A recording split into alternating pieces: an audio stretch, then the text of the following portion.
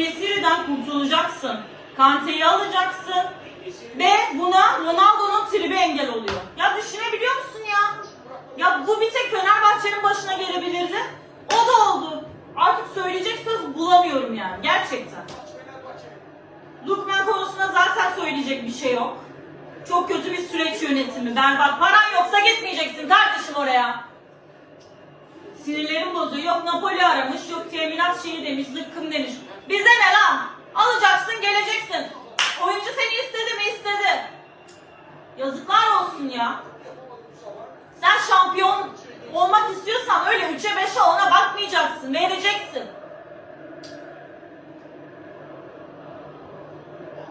Sen koskoca Fenerbahçe olarak istiyorsan Kante'yi, istiyorsan Lookman'ı gidip alacaksın. Öyle alazaz demekle olmuyor. Aldık lan diyeceksin. Alazaz.